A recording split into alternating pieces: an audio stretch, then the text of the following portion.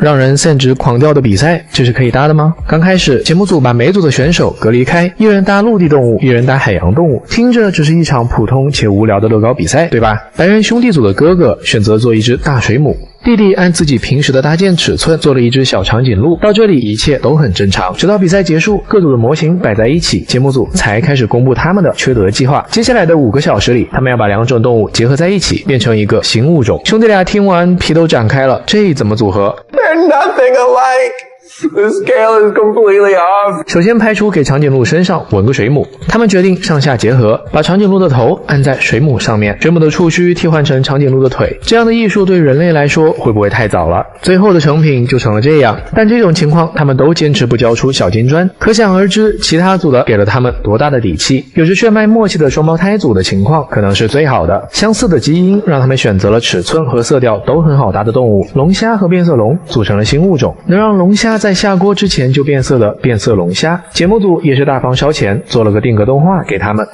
Don't let its good looks fool you. It may be half lobster and half chameleon, but it is 100% deadly.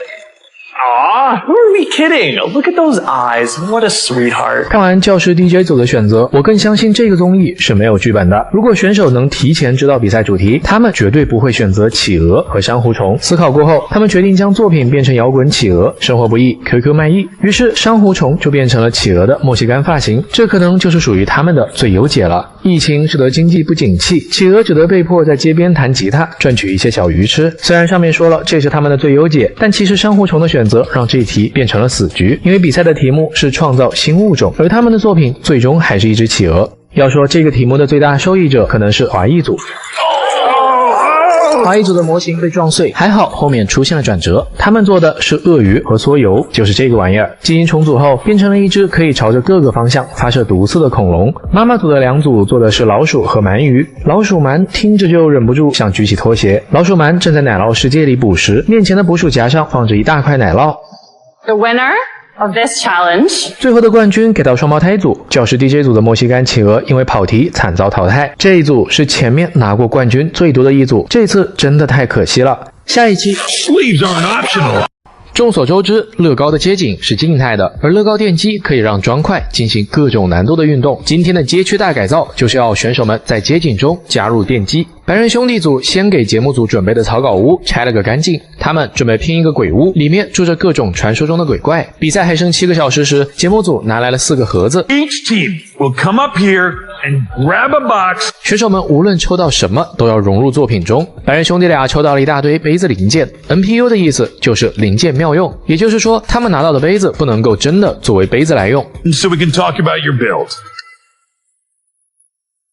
We built a haunted house. 德古拉搬进了小镇中，一看整栋楼都是忠实的雷蛇用户。鬼怪们在屋里一刻不停地蹦迪吵闹，引起了邻居的不满。他们把马克杯做成了栅栏，以及食人花的牙齿，整个屋子的动效也非常丰富。双胞胎小时候在威斯康星州长大，因此他们准备做一个滑雪度假村。开盲盒环节，他们不幸拿到了一大堆蛇。 You chose the worst one. 为了这些小蛇，他们临时加盖了一座火山，将蛇变成了岩浆。度假村盖在火山旁边，火山还会喷蛇。你们在这儿拍《死神来了》吗？他们把动态放在了缆车轨道和大滑雪板上，但轨道因为难度原因没有加上缆车和人载。如果后面选手不够拉胯的话，他们这期很可能要凉。华裔组最擅长动力组。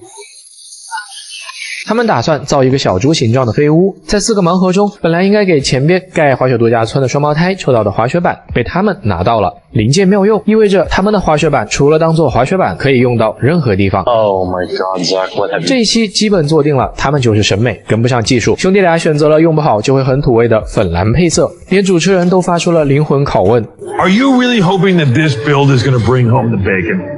他们把拿到的滑雪板放在了翅膀上做羽毛，但这个猪的搭建其实脸挡住还能看。展示阶段，他们靠着硬核的机械挽回了一些印象分，带动巨大模型的旋转底板，10个动态翅膀，加上顶部的小风车，动态分疯狂溢出。总体来说就是很强很难看。妈妈组准备将房子变成一个大型马戏团，他们抽到的是比较好发挥的零件，但机械对于身为设计师的他们来说是一个比较大的难题，一直到展示前都差点白给了节目效果。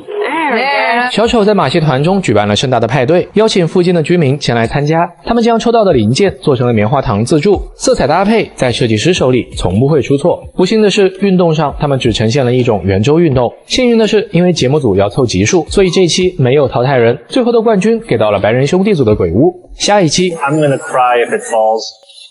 今天的题目就是在这只有几个小颗粒的墙上，向前延伸出一条巨大的砖块桥以及一座大城堡。物理满分的同学一听就知道这是一道结构支撑的难题，因此桥最长的直接通关总决赛。白人兄弟最开始去参加乐高比赛就是以搭城堡出名的，悬崖是灰色的，所以他们的城堡采用了白色做对比。悬崖旁边坐落着一座宝石矿城堡，偷到宝石的人冲出大门，但身后巨龙的獠牙也跟上了他们。巨龙必须在宝石被海面上的盗贼接应前抢回宝石，整体上得到了评委的认可。但女评委也提出了一个能再让他们作品冲一层台阶的建议。 This dragon, the first thing I think is wings. If you just had a little hint of those wings bursting out of the castle, you could have had an even more dramatic story moment. 比赛时，他们旁边就是华谊兄弟。 They could easily be the longest one out. I do know that they struggle with aesthetics. But they'll never beat us when it comes to sheer structural strength. 大的技术模型上，华谊兄弟有绝对优势。他们准备以中国传统建筑为参考，做一座通向天堂的东方城堡。兄弟俩以最长为目标，想要借此直冲总决赛。于是大家纷纷拿出尺子来测量彼此的长度。看到这，我才注意到全场只有他们的建筑是在桥中间的，其他选手都是倚靠后方墙壁支撑点，这无形中是将承重难度翻了个倍。 We always want to go out strong.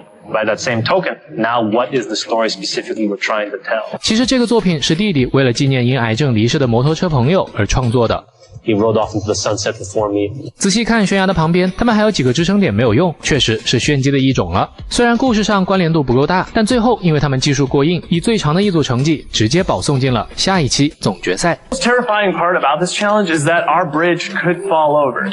So why not make a bridge that's falling over? 双胞胎的创意相当冒险，渔夫在桥边钓到了一条巨大的鱼，重量压弯了整座桥。创意很硬，但末端过重也给他们的模型压出了一条大隐患。海边的神殿中正在进行一场激烈的比武大赛，与此同时，悬崖边的一个渔夫正在钓鱼，巨大的鱼咬住了钩，重量让整个城堡处在要崩塌的边缘。一瞬间的定格给故事留下了360度的悬念。 What's gonna happen? Is Sir Bob finally going to get the win? Is the whole thing gonna come crashing down? Will that guy catch that fish and will it taste good? 视觉上，他们赢在城堡采用了黄棕、淡绿3种和平宁静的临近色，童话感一下就出来了。用摇摇欲坠的悬崖带出一系列的故事，基本集齐了3个评判标准：美学、故事、技巧的满分要素。但物理不好的选手，就像妈妈组，在这一集就吃了大亏。他们准备做一个卡纸城堡，熊孩子在搬家的纸箱中创造自己的世界。他们这一集技术完全脱节了创意，搭建成的纸箱更像鸟窝，长度上也基本无缘总决赛。他们的作品也让人重新意识到这一集的难度。最后进入总决赛的是3个亲兄弟组合，他们刚好擅长3个不同领域：华裔的机械工程、双胞胎的创意设计、白人兄弟的美观与故事。下一集终极挑战。